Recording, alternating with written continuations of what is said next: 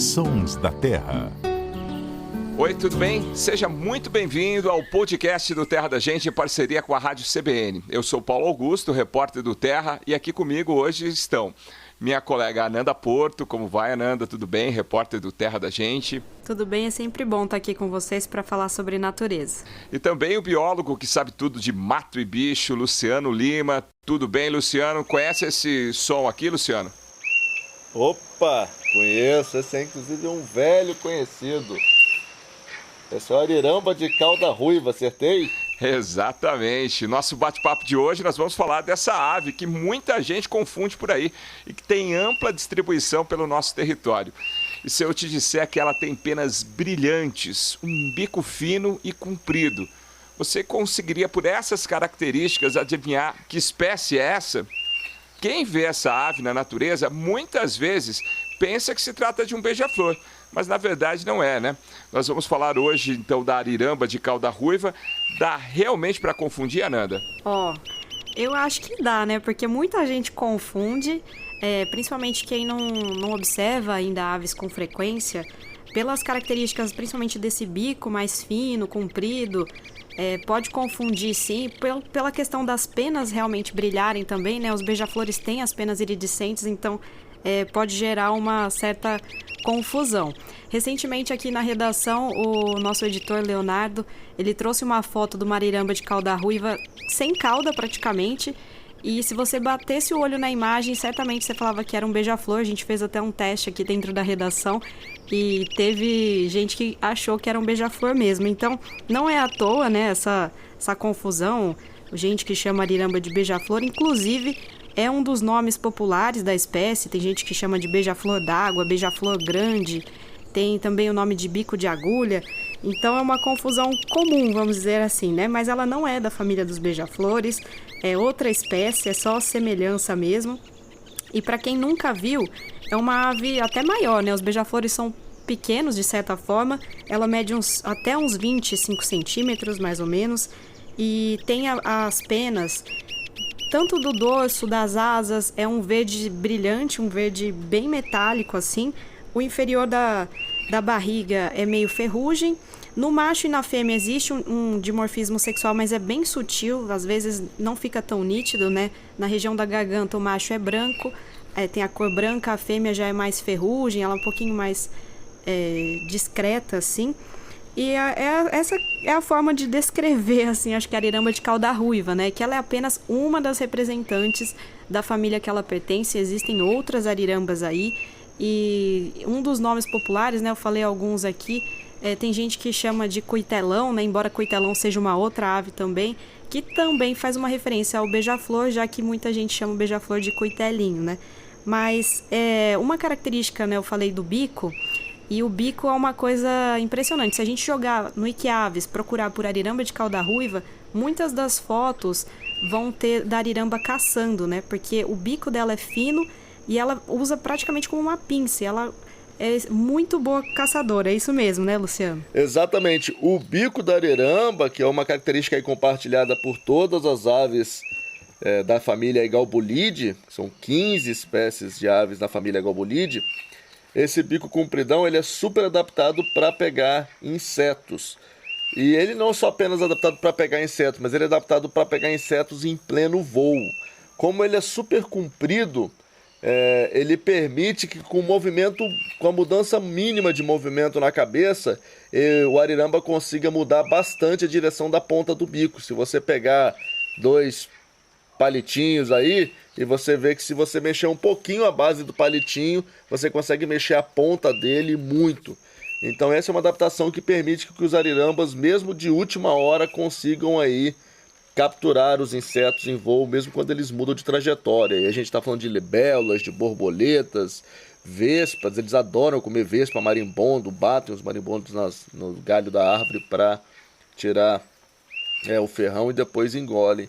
E é um bicho as arambas são bichos incríveis, né? Porque elas ficam ali, como elas caçam de espreita, ficam ali esperando o inseto voador passar, elas ficam paradinhas. Então é um bicho super legal, super atrai a atenção de quem está começando a observar aves. Eu costumo dizer que observar aves é acumular momentos legais, momentos felizes. E eu nunca me esqueço. Lá se foram, sei lá, já mais de 20 anos dessa cena, mas assim que eu comecei a passarinhar, eu acompanhei meu pai e meu irmão numa pescaria ali no sul de Minas, em Coqueiral, e eu lembro como se fosse hoje de eu ter visto a primeira ariramba que eu vi. Ela estava pousada perto do barranco, na beira do rio, lá num bambuzal, e eu lembro de eu ter visto, nossa, que bicho diferente, que bicho incrível, eu lembro como se fosse hoje. E depois, como eles são muito característicos, eu consegui descobrir, é um bicho relativamente comum ali no sul de Minas. Então eu gosto muito das arirambas, tenho um carinho especial por essa família de aves. Paulo falou no começo do programa, né, que a ariramba tem ampla distribuição. E você falou agora que é comum no sul de Minas ali. Que tipo de ambiente que a ariramba vive, Luca? A ariramba de cauda ruiva, mas isso também se aplica um pouco às arirambas de modo geral, elas são bichos florestais, elas sempre precisam aí de uma florestinha.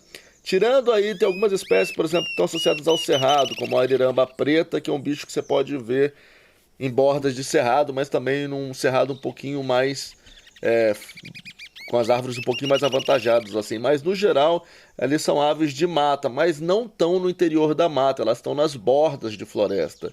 Então, estão ao longo de estradas, ao longo de rios, na borda da mata, tem espaços que são lugares onde elas estão na mata, mas tem espaço ali para darem o bote em voo e capturar os insetos. Ela também está sempre acompanhada, né, Luciano? Inclusive podem até cantar, fazer um dueto. Isso, são aves que geralmente vivem em casais.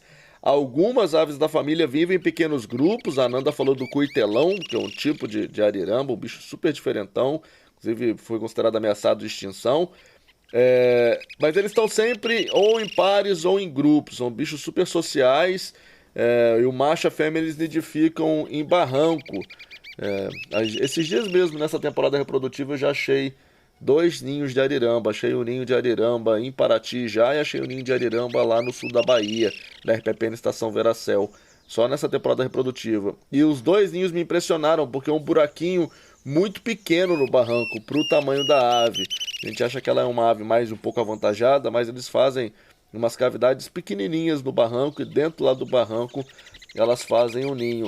Parecido com outras espécies de aves que elas são parentes, né? Que a ariramba, embora ela esteja... As arirambas são parte da família Galbulidae aí, elas são parentes não muito distantes do martim pescador, do João Bobo e outras aves que também nidificam em barranco.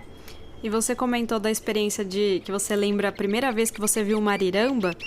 E acho que, de fato, né, essa é uma das aves que, para quem está começando ou para quem ainda nem se atentou às aves dessa maneira, assim, de contemplação, é uma ave que instiga muita gente. Eu me lembro, você deve saber dessa história, Lu, do Zé Edu, que contou também que a responsável por atrair o olhar e para ele se tornar passarinheiro, assim, a espécie que começou tudo isso foi uma ariramba, porque de fato não tem como você ver uma ariramba daquele jeito, uma ave tão bonita, tão colorida, assim, brilhante, parece que tá reluzindo assim e não se encantar, né? E uma coisa legal é que ela não é tão arisca, né? Então tem vários momentos que você observa e você pode até chegar mais perto, ver em detalhes.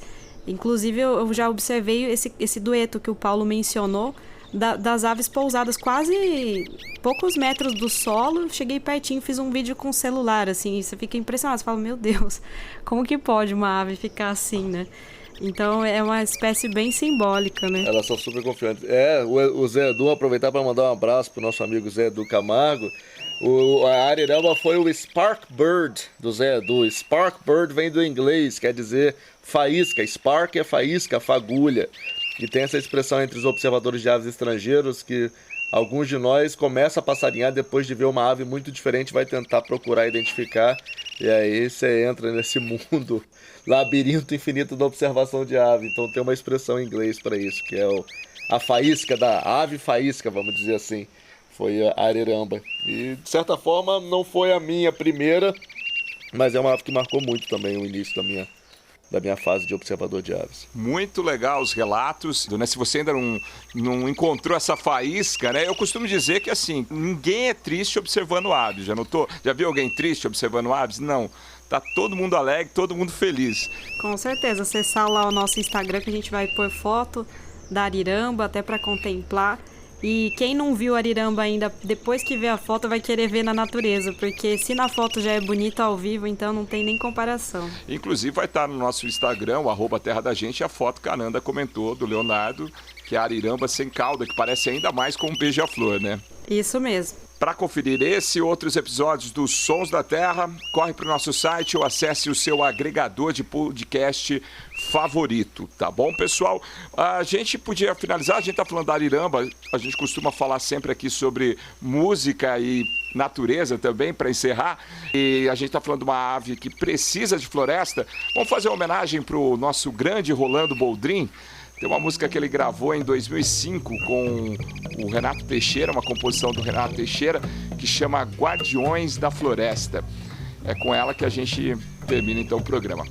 Valeu, Luciano. Obrigado, Ananda. Valeu, Paulo. Até a próxima. Um abraço para todo mundo que nos ouviu. Tchau, gente. Até a próxima. A edição e finalização foram do Samuel Dias. Vou descendo o Araguaia na barca da minha vida, navegando em meu destino por esta terra querida, onde homem e natureza se juntam na decisão de sempre honrar nossa gente e respeitar nosso chão.